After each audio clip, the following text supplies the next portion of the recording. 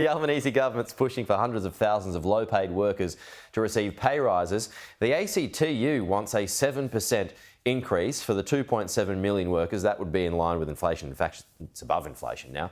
Joining us live now, Andrew McKellar from the Chamber of Commerce. Andrew, good to see you. Thanks for your time this morning. So why not help Australia's lowest paid workers get a pay rise in line with inflation or slightly above it? Well, good morning, Peter. Look, I think here the ACTU's claim 7%, it's just not responsible.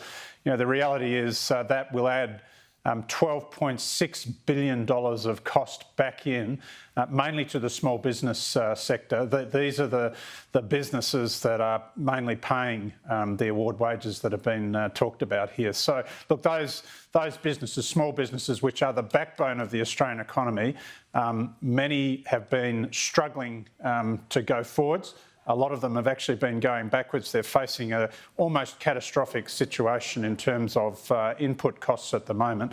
I think if you add an extra 7% here, then honestly, it's going to be too much for many of those businesses. So we think a more responsible outcome, something that will support getting inflation down, an increase of 3.5%, that's a much better outcome. That will help address the inflation situation that we have at the moment and take some of the pressure off interest rates as well. Right, but that will still see the nation's lowest paid workers, in real terms, their wages will go backwards.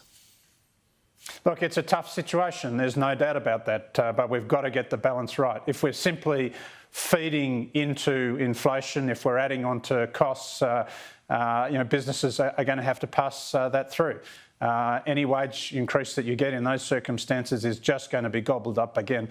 We can't keep throwing fuel on the fire. We've got to get inflation back down to that 2 to 3% range. If you can do that, an increase of 3.5%, that will be a real increase. So that's where we've got to go. Okay, so I mean, the government hasn't settled on a figure. It just supports something, that's reasonably close to inflation. What do you make of the government's pitch when it comes to its suggestions to the Fair Work Commission? Well, they're putting their submission out today. As you say, they haven't settled on a specific number. I do think, that the government should be indicating what it thinks is a fair outcome. That's what we're doing. That's what the ACTU is doing. Let's put the evidence in front of the Commission. Let's look at all of that analysis around what's happening to productivity, what's happening to costs, and I think come up with a fair outcome. And let's go through some of the numbers here, Andrew. So, I mean, if we're talking about a $57 a week pay rise for every staff member on the minimum wage, and a small business has to cough that up, this is if the Fair Work Commission goes through with this, by the way, how would a business then pay for that or spread its costs to pay for that? Well, look, clearly that is a significant boost. It depends how many employees you've got. But if you're a small business with 20 or 30 employees, then of course, that is a substantial cost over the course of 1 year. We know that across the economy, if we have to fork out that sort of additional expense, that's going to be $12.6 billion in additional cost. Now, right. So you basically you're raising prices. Look, they've got two options basically. Either it is going to cut any return that the business owner gets, and for many businesses in sectors like accommodation, hospitality, retail, they've been struggling over the past couple of years. In many cases, they've been going backwards. It's either that or they put their prices up. So you don't win if you're just adding into putting prices up further to pay for wage increases which are unsustainable.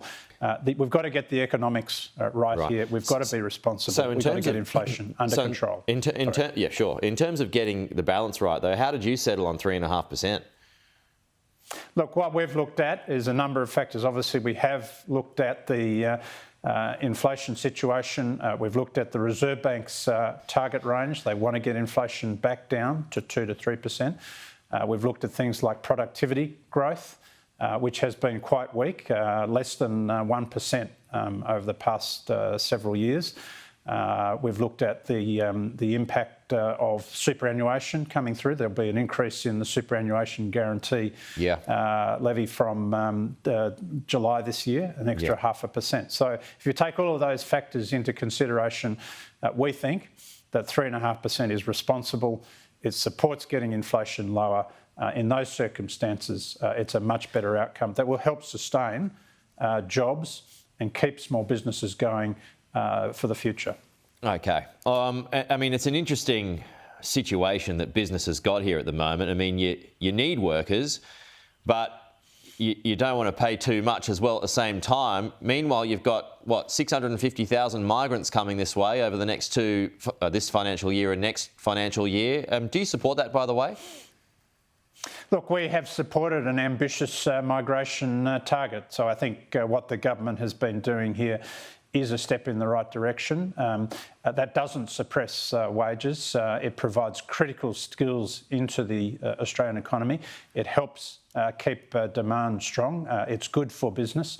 It's good for the economy. So yes, we do support it. Okay. All right, Andrew, we'll leave it there. We're out of time. Good to chat though. Talk to you soon. Thanks, Pete.